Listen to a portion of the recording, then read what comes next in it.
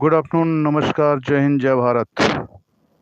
सब दगड़ियों के नमस्कार, सभी लोगों को नमस्कार। दोस्तों, मैं हूं आपका दोस्त डांसर यूके 1985। लाइव हूं अभी आपके साथ इस पल अपने शहर की इस यात्रा में। आशा है कि आप सभी अस्त व्यस्त मस्त एकदम बिंदास होंगे अपने अपने घरों में, यथावत स्थान अपने अपने, और हम भी मस्त हैं आप लोगों की छत्र छाया में। बाकी दोस्तों, आज लाइव आने का खास कारण ये है कि कुछ दिनों से, मतलब वैसे तो हमारे उत्तराखंड में काफ़ी टाइम से उठा पटक चल रही है और राजनीति काफ़ी गर्मा रखी है। लेकिन अभी क्या है, अभी के दिनों में जो कुछ एक घटनाएं हुई हैं, उन्होंने काफ़ी हद तक हमारे उत्तराखंड की नींव को हिला दिया एक तरह से। और यही वजह है कि आज इस मुद्दे पर थोड़ा सा बात करने के लिए मैं आया हूँ, लाइव आया कि उत्तराखंड में पहले एक कशिश वाला कांड हुआ था, जिसमें कि एक छोटी बच्ची के साथ कुछ दुर्व्यवहार कह सकते हो या उसको मार दिया कह सकते हो।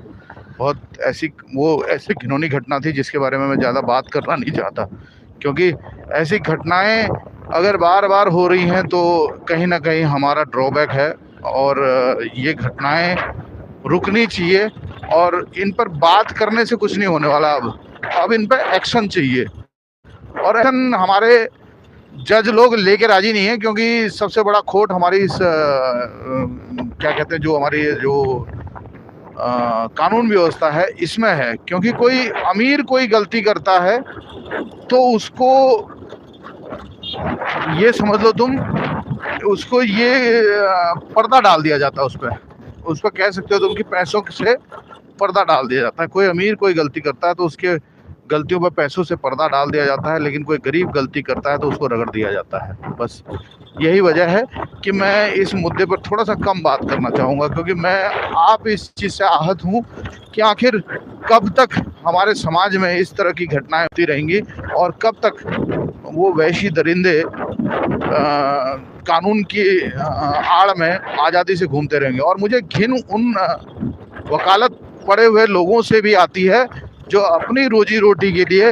किसी की बहन बेटी के साथ अन्याय करने वाले व्यक्ति का केस लड़ने के लिए राजी हो जाते हैं। मुझे घिन आती है उन लोगों से, और मुझे घिन उन लोगों से भी आती है जो ऐसे केसों को सुनने के बाद, दलीलें सुनने के बाद मुजरिम को केवल थोड़ा बहुत सजा देके छुटकारा दे देते हैं। और इन वकालत पड़े हुए लोगों की दकियानुसी बातें देखो कितनी खतरनाक है। आप ये सोचो कि एक जज ये कह रहा है कि अगर कोई शादीशुदा औरत किसी और मर्द के साथ अगर अपनी इच्छा से रहना चाहती है तो वो रह सकती है। मतलब ये इनके घरों में ऐसा माहौल चलता होगा शायद, मुझे ऐसा लगता है। तभी ये लोग दूसरों से भी यही अपेक्षा करते हैं कि ये लोग भी ऐसा करें, ताकि हमारी जो घर की लेडीज़ हैं उनको ये फील ना हो कि उन्हीं के साथ ऐसा होता है। मुझे ऐसा लगता है, ये मेरा अपना मानना है। और मैं कहीं ना कहीं मेरा मानना गलत नहीं है, क्योंकि जिस हिसाब से माहौल चल रहा है और जिस हिसाब से ये जजेस आजकल निर्णय सुना रहे हैं, उस हिसाब से तो ऐसा ही लग रहा है।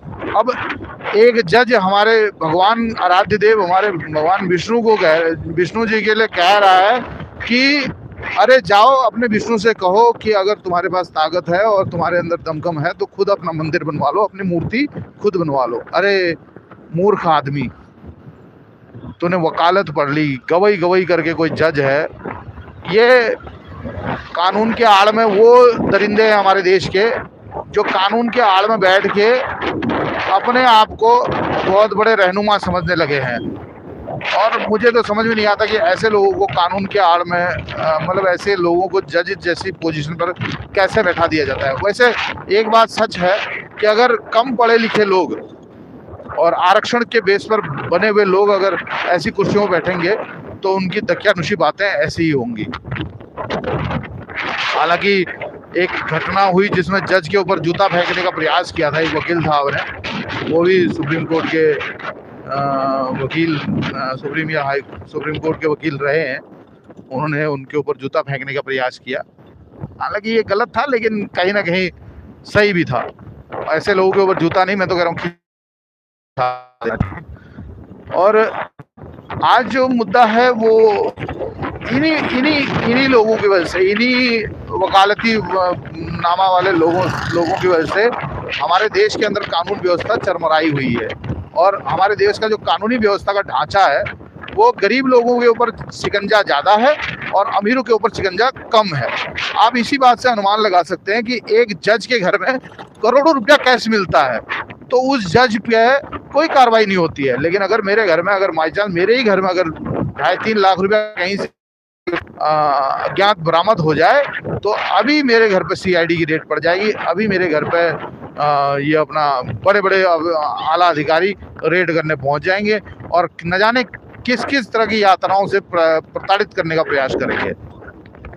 ये हमारे देश की शासन व्यवस्था है और यही व्यवस्था अभी उत्तराखंड के अंदर चल रही है। उत्तराखंड के अंदर शिक्षा, स्वास्थ्य और रोजगार, इन तीनों के ऊपर मंथन होना चाहिए। 25 साल उत्तराखंड की आज़ादी को हो गए हैं, उत्तराखंड को अलग हो गए हैं यूपी से, लेकिन जस का टस वैसे का वैसा ही उत्तराखंड पड़ा है। हालांकि वहाँ पर राजनीतिक साहूकारों ने अपने आप को खूब बढ़ावा दे दिया, इसमें कोई शक नहीं है। जो राजनीति के घेरे में थे या राजनीतिज्ञों के घेरे में थे वो लोग तो बहुत बड़े, लेकिन जो आम आदमी था वो वहाँ पे नहीं टिका। वो धीरे धीरे करके आज के टाइम में पहाड़ों से पलायन करके शहरों की तरफ भाग गया और आज स्थिति ऐसी है कि पहाड़ों में लोग रहे ही नहीं। 1500 से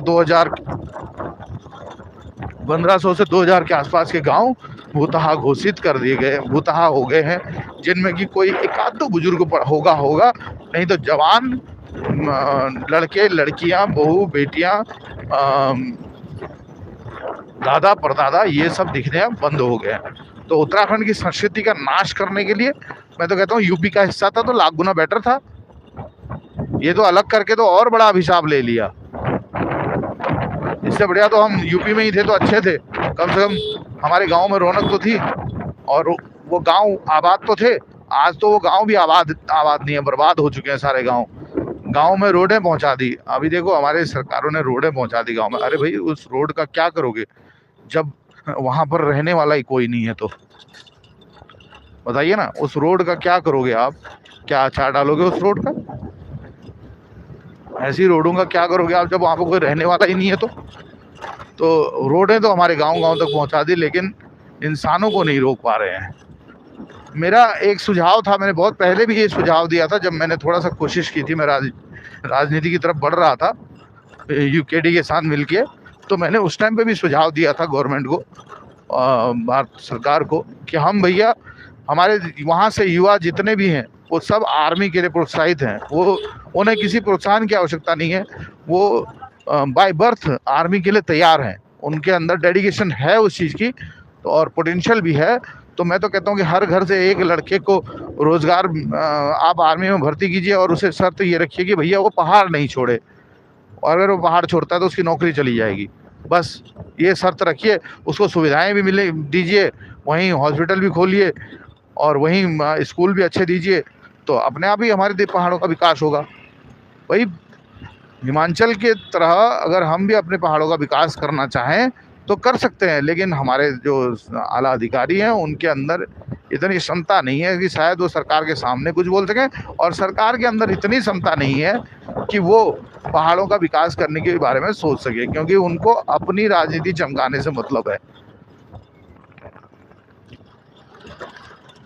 और इसी उद्देश्य को पूरा करने के लिए अभी भुवन कठायत जी हैं जो हमारे चौखुटिया क्षेत्र से आमरण अनशन पर बैठ गए थे। 7 दिन के आमरण अनशन के बाद उनको जबरदस्ती पुलिस द्वारा उठा लिया गया और उनका उपचार करने के लिए उन्हें आर्मी द्वारा उनका उपचार करने के लिए उन्हें पहले रानीखेत ले जाया गया। पहले उन्हें अपना चौखुटिया के सीएससी सेंटर में भर्ती कराया गया, लेकिन जब वहाँ सही इलाज नहीं मिला तो उनको रानीखेत ले जाया गया। रानीखेत से फिर उन्हें आगे आर्मी के कोई अदर हॉस्पिटल ट्रांसफ़र कर दिया गया। मतलब क्या यार, इतने सालों के विकास, इतने सालों के आज़ादी के बाद, इतने सालों से अलग होने के बाद हमारे क्षेत्र में एक सही हॉस्पिटल नहीं है, जहाँ पे एक सही से डिलीवरी नहीं हो सकती, वो ऐसे हॉस्पिटलों का क्या करना, ऐसे सीएससी सेंटर का क्या करना बताओ, जहाँ पर एक बच्चे की डिलीवरी सही से नहीं हो सकती। तो इसी उपलक्ष्य में वहाँ पर आमरण अनशन चल रहा था, तो वहाँ पर ज्योति अधिकारी जी भी पहुंची थी, जो कि एक फेमस यूट्यूब का तो मुझे पता नहीं, पर एक फेसबुक की फेमस आर्टिस्ट हैं और उत्तराखंड के उस पर बहुत बोलती है उत्तराखंड के ऊपर, और उनकी बोलबानी काफ़ी कड़क है, और आज के टाइम के हिसाब से जिस हिसाब से माहौल है उस हिसाब से वैसे कड़क होना भी चाहिए। तो ज्योति अधिकारी अभी थोड़ा दिनों से काफ़ी सुर्खियां बटोर रही हैं, क्योंकि एक तो कशिश वाले कशिश वाले केस में वो पिथौरागढ़ जाके उन्होंने आंदोलन किया था, संघर्ष किया था, तो उसके लिए मैं काबिल तारीफ है उनका संघर्ष, और मैं तहे दिल से उनका धन्यवाद करता हूँ कि ऐसी लड़कियाँ, ऐसी लेडी मतलब कि जो अपना घर बार छोड़ के वहाँ गई है। हालांकि अब इसको लोग ये भी कहेंगे कि कई लोग कहेंगे कि वो अपनी राजनीति चमका रही है, वो राजनीति में आना चाहती हो। अरे भाई, अगर आना चाहती हो तो आए, लेकिन हमें ऐसे प्रतिभावान लोग चाहिए जो अपनी आवाज़ उठा सके। हमें ऐसे दब्बू लोग नहीं चाहिए जो कि अपनी आवाज़ ही ना उठा सके। और अब वो चौखुटिया गई, तो चौखुटिया में उनको बुलाया गया कि भैया आइए और हमारे मन से कुछ बातें कहिए। तो वहाँ जाके उन्होंने बेबाक तरीके से, जिस तरह से वो बोलती हैं उस तरीके से उन्होंने सभी लोगों के लिए बातें कही। उसमें मेरे को लगता है कि कुछ राजनीतिक दलों को उनकी बातें खटकी होंगी। अब क्योंकि हमारे जो उत्तराखंड का हिसाब है वो थोड़ा डगमगाया हुआ है, कुछ तो यूकेडी को फॉलो कर रहे हैं, कुछ कर रहे हैं बीजेपी को फॉलो, कुछ कर रहे हैं कांग्रेस को फॉलो, कुछ आम आदमी पार्टी वाले भी हैं। तो यहाँ ना मतलब मिलीजुली मिली भगत चल रही है सबकी। अब उस अनशन के अंदर सारे वही ज्योति अधिकारी का कहना है कि वहाँ अनशन में राजनीति हो रही है। तो मैं उनकी बात से बिल्कुल सहमत हूँ, राजनीति तो होनी है, क्योंकि अगर राजनीति ना होती तो 2020 में जब हमने यूकेडी का इतना प्रचार किया तो हम लोगों को यूकेडी छोड़ने के लिए मजबूर नहीं होना पड़ता। यूकेडी छोड़ने का हमारा कारण यही था कि यूकेडी वालों को अपने लोगों की कदर ही नहीं है। आज के टाइम में भी मैं एक बात कहूँगा कि यूकेडी में भी मैं भी कोई मतलब वो बोलते ना कि एक पहचानने की क्षमता, अरे हम उनसे कोई तख्तोताज थोड़ा मांग रहे थे, हम तो सोशल मीडिया पे उनका प्रचार कर रहे थे और खुले दिल से कर रहे थे। तो और इनकी मति मारी गई, इन्होंने हमसे हमारा कामकाज छीन लिया, हमसे जो इतनी फैन फॉलोइंग इनकी बढ़ाई थी यूकेडी वालों की, बड़ी मुश्किल से यूकेडी का पर्चा हमने सोशल मीडिया के प्लेटफॉर्म पे रखा था, और उस टाइम पे मैं भी काफ़ी एक्टिव था इस मामले में। और 2020 में जब कोरोना लॉकडाउन चल रहा था तो उस टाइम पे हम यूकेडी के नाम पर काफ़ी लोगों को मदद करने के लिए, आगे आने के लिए बहुत कोशिश कर रहे थे। तो जब हम आगे आए तो हमें यूकेडी वालों ने बाद में दरकिनार कर दिया। वो भी कब किया, जब कोरोना काल खत्म होने को आया। तो मतलब यार चल क्या रहा है यार, आप लोग क्या कर रहे हैं, किस दिशा में जा रहे हैं, कोई समझ नहीं पा रहा है। सब सिर्फ अपना राजनीतिक लाभ लेने के लिए अपने आप को आगे रख रहे हैं। तो मैं ज्योति अधिकारी की बात से बिल्कुल सहमत हूँ कि हमारे यहाँ पर राजनीति होना लाजमी है, और इस अनशन में भी राजनीति हो रही होगी, क्योंकि किसी को इस चीज़ से फ़र्क नहीं पड़ा कि भुवनदा ने आखिर ये अनशन किस लिए किया। उनको इस चीज़ से मतलब है कि हमारी राजनीति चमकनी चाहिए, हम आए थे उस अनशन में बैठने के लिए, ये पता चलना चाहिए। नहीं तो बाकी तो जयराम जी की, बाकी तो देख लिया जाएगा, उससे क्या फ़र्क पड़ता है। अगर भाई साहब देखिए, हमारी स्थिति ऐसी है कि छोटी छोटी बीमारी के लिए भी लोगों को ट्रांसफ़र चौखुटिया से सीधे ये या तो रानीखेत कर दिया जाता है या बरेली ट्रांसफ़र कर दिया जाता है। मतलब यार क्या एक छोटा सा हॉस्पिटल ऑपरेट नहीं कर सकते हम? पानी की कोई कमी नहीं है, जगह की कोई कमी नहीं है, फिर एक छोटा सा हॉस्पिटल ऑपरेट करने में कितनी बड़ी बात है। और तो और उत्तराखंड के अंदर कोई ढंग का हॉस्पिटल है ही नहीं। एम्स खुला है ऋषिकेश में, अगर आप इधर कुमाऊं बेल्ट की बात करें, क्योंकि ऋषिकेश जो आता है वो आता है गढ़वाल रीजन की बेल्ट में, मतलब कहने का मतलब गढ़वाल रीजन की तरफ को आता है, जो कि उत्तराखंड से काफ़ी दूर पड़ता है। मतलब ये अपना कुमाऊं क्षेत्र से काफ़ी दूर पड़ता है। क्योंकि अगर हम कुमाऊं क्षेत्र की बात करें तो कुमाऊं क्षेत्र से अगर हम ऋषिकेश आना चाहें एम्स में, तो ऋषिकेश आने के लिए हमें उतना ही समय और उतनी ही दूरी तय करनी पड़ेगी जितनी दूरी तय करके हम दिल्ली पहुंचते हैं। तो बंदा सोचता है क्यों ना दिल्ली चला जाए, इससे बढ़िया तो क्यों जाए हम ऋषिकेश। तो यही वजह है कि अभी तक हमारे लोगों के समझ में नहीं आई है, खोपड़ियाँ उनकी गरमा रखी है, उनको राजनीतिक लाभ लेना है। और ज्योति जी, ये कोई बड़ी बात नहीं है, आपके ऊपर लांछन लगा है तो ये कोई बड़ी बात नहीं है, इसमें आपको बुरा मानने की भी जरूरत नहीं है, क्योंकि ये लोगों की फितर, यही वजह है शायद आपके ऊपर भी इतनी बातें हो गई होंगी। और मैं यही कहूँगा कि अगर आपने कहीं छुटपुट कहीं भी अगर कुछ बात कही हो तो उसकी माफ़ी मांग लीजिएगा, क्योंकि इनसे उलझ के कोई फ़ायदा नहीं है। आप अपना सोशल मीडिया प्लेटफॉर्म को रखें, और माफ़ी मांगना भी अगर आपको उचित लगे भैया तो मांग लीजिएगा, नहीं लगे तो ना मांगिए, मुझे उससे कोई मतलब नहीं है। लेकिन मैं तो इस चीज़ से सहमत हूँ, ये कहना चाहता हूँ कि आपका मुझे बिहेवियर अच्छा लगा, और आप वहाँ गई, आपने बेबाकी से अपनी बातें रखी, और बहुत बढ़िया लगा कि आपने इतनी आसानी से और इतनी बेबाक तरीके से अपनी बातें कही कि सबके कानों के पर्दे फटे के फटे रह गए होंगे। तो इसलिए आप जहाँ भी रहें सुरक्षित रहें, खुश रहें, खुशहाल रहें, हमारी तो यही दुआ रहेगी। और यूं ही संघर्ष करते रहें।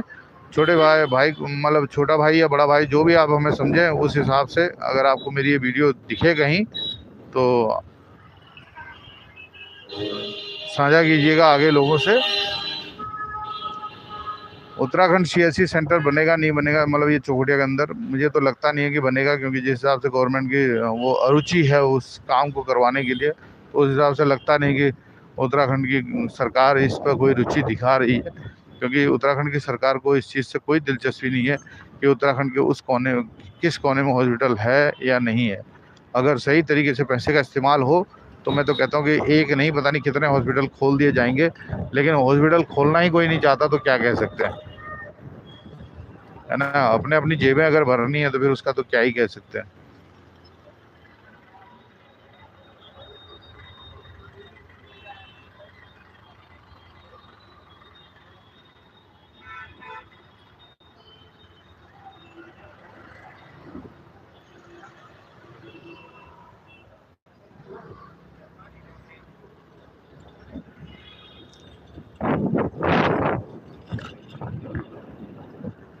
बाकी आप लोगों से, पहाड़ियों से निवेदन है कि राजनीति छोड़ के अपना बीजेपी, कांग्रेस और या यूकेडी वगैरह किसी भी पार्टी को है, आप उसके बारे में सोचना छोड़ के अपने पहाड़ के बारे में सोचना तो ज़्यादा बढ़िया होगा।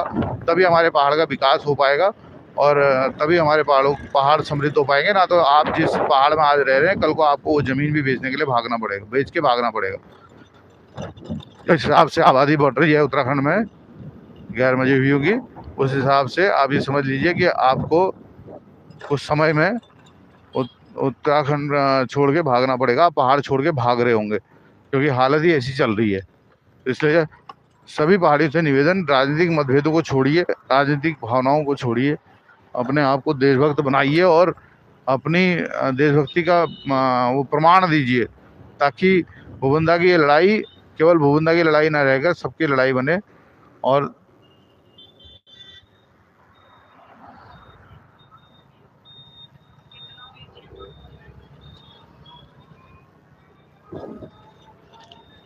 सबकी लड़ाई ये बने, और हम सब मिलकर इस लड़ाई में शामिल हों तो ज़्यादा बढ़िया है। और ज़्यादा आगे मैं अब क्या कहूँ इसके अलावा, फ़िलहाल तो आज के लिए यही बहुत है। बाकी फिर मिलेंगे आपसे ब्रेक के बाद। धन्यवाद, नमस्कार, जय हिंद, जय भारत।